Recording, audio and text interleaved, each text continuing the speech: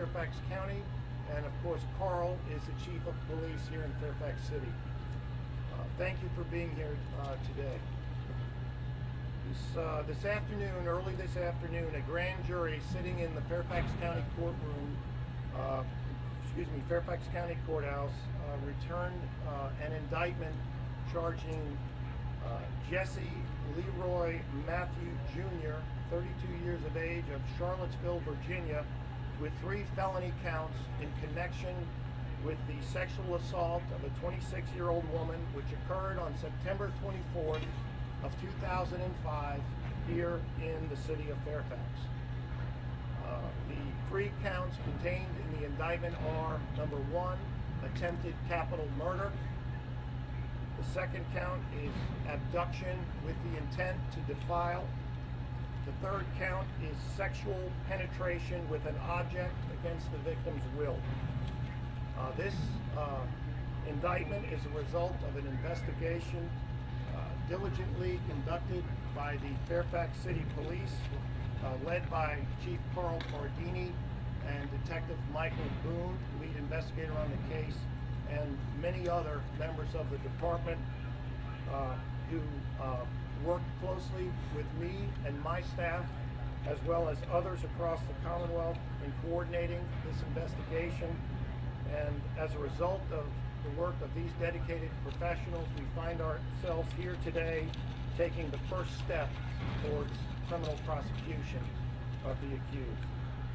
Because it is essential to ensure the integrity of the prosecution in this case, there are very few details that I can give with respect to the investigation or the evidence in the case. As everybody here knows, Mr. Matthew remains in custody in Charlottesville at this time on other charges. At this point, I will turn the conference over to Chief Pardini, who has a few words to say, and I will take some questions, and the Chief, I suppose, will take some questions at the conclusion, and we'll do our best to answer what we can, but please understand that we have a duty to be fair to both sides in this case, and we want to have a full and fair prosecution. So with that being said, let me introduce Chief Carl Pardini. Thank you. Thank you, Mr. Morrow. Good evening, and thank you all for being here this evening with us. Again, I'm Chief Carl Pardini of the City of Fairfax Police Department. I'd like to take a few brief moments to really talk a little bit about the case, but more importantly, thank our investigative team who put so many hours worth of investigative work into this case. They never gave up. Not over 9 years. This case has been going on for nine years. We've actively investigated it and worked very, very diligently on the case. So the credit really does go back to our investigators. They actively pursued investigative leads, followed up on those leads, and analyzed new information as it became available to us. We've worked very closely with the Commonwealth Attorney's Office and other agencies as appropriate, and I want to applaud everybody for their teamwork and effort in this case. We are continuing to work with the authorities in Charlottesville, Albemarle County, and Virginia State Police, and I want to thank the public and the media for their patience. I realize that everybody wants answers to questions and information to flow very, very quickly, but we simply cannot comment on the investigation and the evidence in this case. We've done this, again, to protect the integrity of the ongoing investigation and ensuing prosecution. The facts and details in this case will be revealed as the case proceeds through the judicial system. Because this case is now in the judicial system, it is not appropriate for the police department to release or discuss any investigative or evidentiary information. All questions regarding this case will be referred to the Commonwealth Attorney's Office. Again, thank you for your time and for your interest in this case. I appreciate the hard work that's gone into this case, into this investigation, and we have a lot more work to do as the case proceeds forward. Thank you again, and that concludes my comments. Thank you, Chief. Any questions? Could you say what linked Jesse Matthew to the Fairfax County area, why he might have been in this area, and what he may have linking the cases here? can't comment on that based upon the rules governing prosecutors. Now we're at the stage where we've charged someone with the offenses, and so at this point I'm not allowed to talk about the evidence, unfortunately. Was he brought here immediately, or the two jurisdictions after that allow? Yeah. Can you look at the camera, sir? Oh, I'm sorry. Question was, will he be brought here immediately? We will be asking for a bench warrant this Thursday in the Circuit Court of Fairfax County, and I suspect that relatively shortly after that, Mr. Matthew will be brought up here.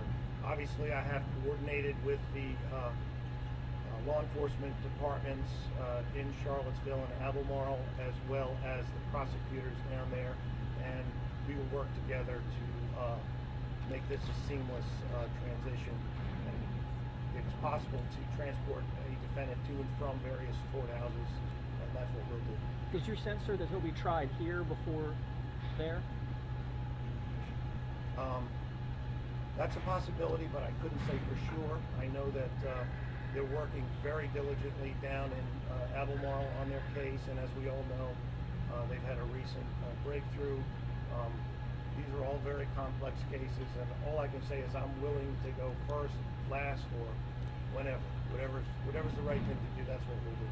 Has the victim in this case been shown a picture of Mr. Matthew, and has she identified him as her attacker?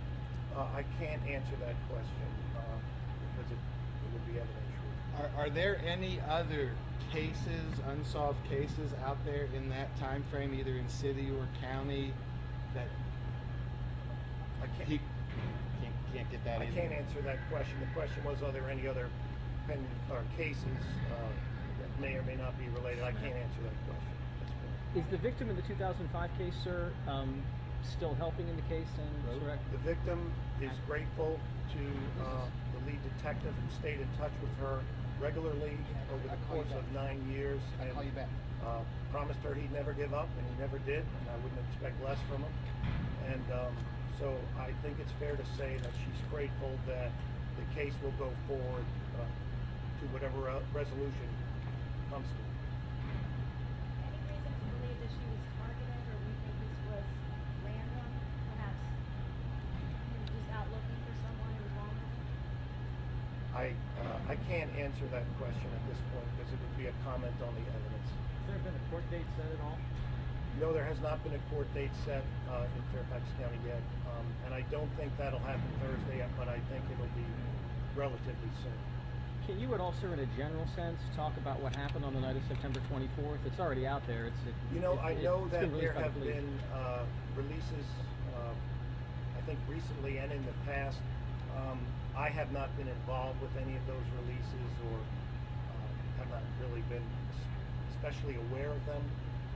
Because I'm the prosecutor on the case, I have very strict rules governing what I can and can't say.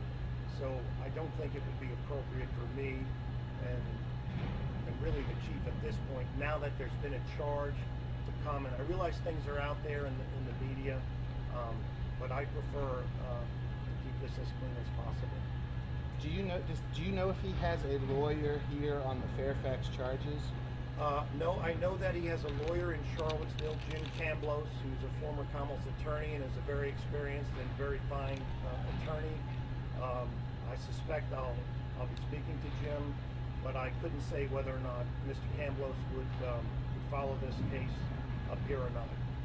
Plan to seek the death penalty in this case? The death penalty is not available on these charges because our victim is alive. Okay, anything else? What do you tell the public after getting this person, coming to a conclusion that this may be your person? What do you tell the public, the citizens of Fairfax? Well, at this stage, there's a presumption of innocence that applies to this defendant and every defendant. I can tell the public that I'm proud of the Fairfax City Police Department for their work, and that I will do my job as best I can, and hopefully justice will be served. What's the time for this indictment? Was it a while for this indictment? Well, it took a while because we were investigating the case, still collecting evidence. We're still collecting evidence, frankly, but the delay recently was due to just being thorough. It's always better to be cautious and thoughtful during an investigation, and it's my policy not to charge until I feel the case is ready to go forward. Is the victim in the United States? I'd rather not say where she is, but she is cooperative. I think out of respect for her privacy and given the attention that this case has naturally drawn, in fairness to her, I'm not gonna comment on that. You've invested this case a number of years. How do you feel now that the indictment is complete? Well, you know, I've learned the hard way over the past 30 years that this is just the first step, and the criminal justice system, you know, it can be a long, hard road to hoe, but I have confidence in these police officers and this chief and in my staff that we will be able to go forward and bring justice in this instance. In relationship to the Hannah Graham case, was there anything that happened with that that enabled you to be out here today making this announcement?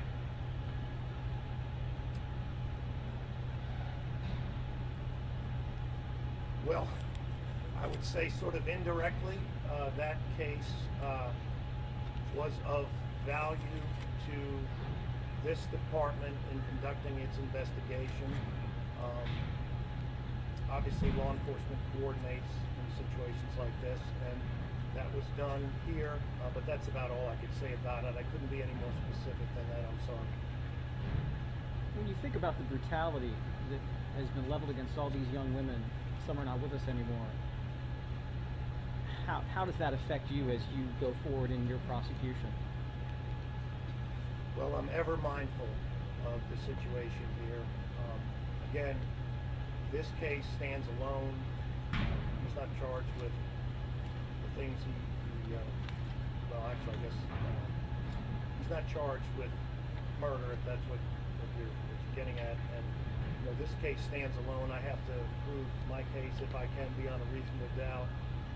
And you know, I think everyone is affected by the situation in Charlottesville, if that's what you're asking, including me. Does the charge of attempted capital murder give, without going into the details, give the public an indication of how violent the attack was, or legally is that just a completely separate thing? Well, I'd have to say that, you know, the charges speak for themselves, and indictments are over there in the courthouse. They're public documents. I really don't want to comment on the charges. I think they sort of speak for themselves.